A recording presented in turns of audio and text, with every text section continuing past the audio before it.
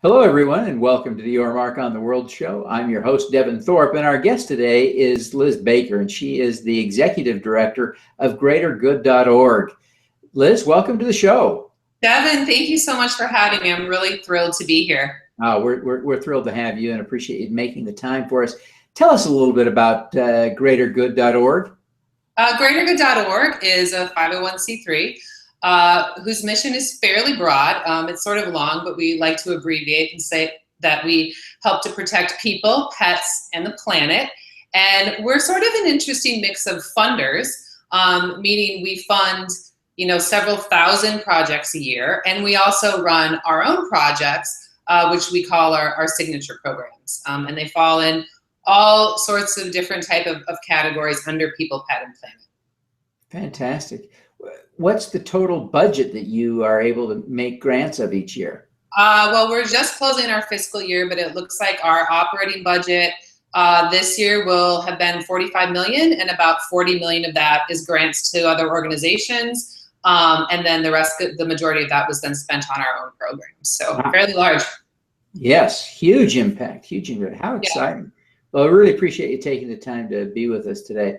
Now, you provided 3 wonderful insights, insights, that is. And the first of your 3 insights is tips for, helping us make a difference. The first was impact. Tell us about why impact is important as a guiding principle in making a difference. I mean, impact is sort of the holy grail of nonprofit. I like to put it first. Most people think that impact is at the very end, but we found with us and with our partners that most of the time, the most successful programs or projects start backwards. So define what impact do you want to make? And you don't have to know exactly. And the thing that I've learned is that it doesn't always have to be big.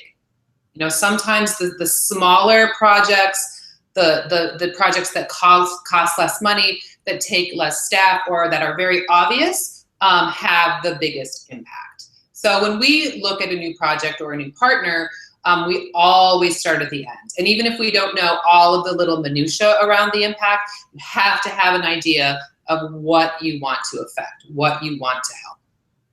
I think that's a great way to start. Now, your second I is imagination. Now, that's a fun one, but help us figure out how that applies to doing good. I think imagination is the hardest. You have to imagine being able to solve the problem, right? And so when you think about like everyday life, there's problems that present themselves all the time, okay? And sometimes people just ignore them. I mean, but in order to be a nonprofit and have an impact, you have to see or imagine that problem can be solved and then be willing to do something. That's really, that's great. I think it's not only the hardest, but boy, it sure seems important to be able to envision a solution to the problem. I mean, yeah, and I mean, I'm so lucky because we do, get to work with so many amazing people that, like, some of the stories of just the very simplest thing. It was just somebody who was like, hey, these kids are hungry. I can get 35,000 bananas for $1,500. My wife and I will go out in the Philippines every day and give the kids in our community bananas. Boom, that's it. But guess what? Huge impact, right? Yeah. Huge impact. And it's because they were able to, imagine what they wanted to do and then see the problem. And then, the innovation part is doing something about it. Doing it. Well, that is the perfect segue to your third I, innovation. So tell us about how we innovate. Yeah, that's hard. I mean, that's, you have to do something different than what's being done, because that's why you have the problem. And there's so many great examples of that. One of our programs, a rescue bank program, basically takes dog food or pet food that would be landfilled and, at a cost to the manufacturers, and then has sort of a hub and spoke logistics model and it works off the Feeding America model. So that's, I always say if there's a model that works, don't reinvent the wheel. And so they pay a little bit per pound, which covers the operating costs. And then rescue groups have food and the manufacturers don't have to landfill it. So, that's that was a very, very innovative. John Kane and Elizabeth Asher started that as a local Houston program, and now it's this huge national program. Wow. Yeah. That's amazing. Yeah. So, I mean, it's a great example of the kind of impact that people can have when they start putting the three I's together, right? Yeah, and you have to be fluid. Like a good example for me was that we fund this really amazing school in La Gonâve, Haiti, where they teach the kids in Creole, in their native language. They don't do corporal punishment. And we were there a couple of years ago on a visit, and it became just like glaringly obvious to us that this is great, but they're really hungry. And so if we want to, be able to have, let them appreciate this quality education, we have to feed them first. And so we were able to step back and say, okay, yeah, we still love the school and we still love, but our impact isn't going to work unless we, see the problem. Okay, the problem is they're hungry, and then figure out what to do about it, how to get them food so that then the impact can be successful in terms of their education. So it's, I have them in an order, but they're sort of all intertwined, and you have to keep looking at all three of them. Yeah, I think that's really a powerful insight. And so in the Haiti example, you were able to make a difference there, right? Yeah, absolutely. We were able to deliver every kid in the school 3 egg-laying hens and teach them cooping and provide protein. And, now in some cases, another source of income if they're laying a lot of eggs, which then they can go to school, get this great education because they're not starving. Wow. Yeah. Great. It was very cheap. It was very inexpensive to do that, so. Well, that's terrific. That's terrific. I want to just take advantage of the opportunity while I've got you to ask you a couple of more personal questions. But clearly you are a role model to many. I mean, people look up to you around the world for the work that you're doing. But who do you look up to? Who inspires you? It's so hard because everybody inspires me all the time.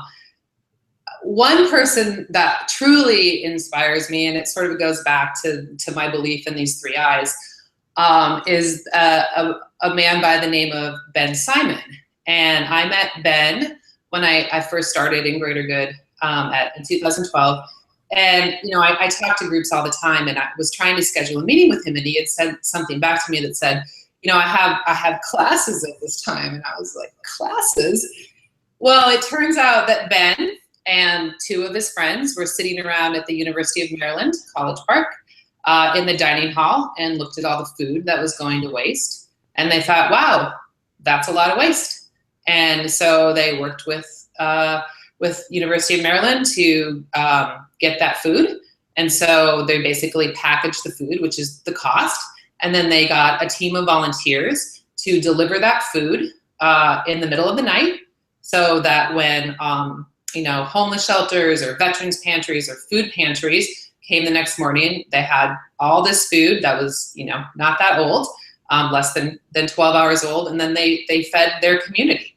And I was like, wow, okay, these are college kids, right? Do you know how many kids, I mean, myself included, have sat in a dining room somewhere and you just see the waste, right? Yeah. But they did something about it. And now there's 30 chapters. They've given out 800,000 plus meals, right? And the ancillary benefit to that is that they're getting other kids their age involved in their community and making a difference. So yeah. I admire him. Boy, I guess so. What a great story. Thank you for sharing that. Now, you've devoted your life to this career focused on taking care of people and animals and the planet. Why? What made you feel personally responsible to be doing something? I mean, because I can. And I sort of came into nonprofit through a for-profit job where at petfinder.com, where there wasn't really a foundation staff. We all sort of took turns, and then it became very clear that somebody needed to actually run the foundation. And so I sort of stepped up, but money's great. You need money to solve problems, but what you really need is somebody to do something. And if everybody gave 1 hour a week doing what they're good at, or even not what they're good at, right? 1 hour a week, we wouldn't be where we are in the world. It's easy to write a check. Yeah. It's hard to spend money well. It's so hard. It's, nonprofits need help. They need help. They need help, not just money, I think. Right. Yes, absolutely. Absolutely. Yeah. Interesting insight. We sometimes think of the money as the hard part. I know nonprofits often tell me the money is the hard part. You're saying maybe they don't appreciate what the real hard part is. I'm saying that money is important, but if you look at a lot of the groups, what they spend money on, you could fill that gap if you had a consistent base of people that would give their time to help. Yeah. Boy, power of volunteers. Great insight. Well, perfect segue to my last question. As we ask all of our guests for what I call an impact hack, some tip that would help us do more good. What's yours? I think small actions get big results. Work within the community that you're serving, and you can't do everything well. So partner with the other organizations that do well. Well, that is great. Great tips. Well, Liz, thank you so much for taking the time to be with us. Before you go, I want you just to take a minute and tell us how people can engage with you, how they can learn more about Greater Good, and how they can participate in helping you do more good. Oh, great. Yeah. So the www.greatergood.org. My email address is lizbaker@greatergood.org. Those are both on the websites. We run a ton of amazing volunteer programs, from cataloging biodiversity in Sonora to rebuilding animal shelters. So if you're interested at all in volunteering, shoot me an email if you have questions. If you're a group that has a really great project, feel free to email me and we'll get back to you. Fantastic. Well, Liz, thank you so much for being with us today. We wish you every success in doing greater good. Thank you for having me. All righty, let's do some good.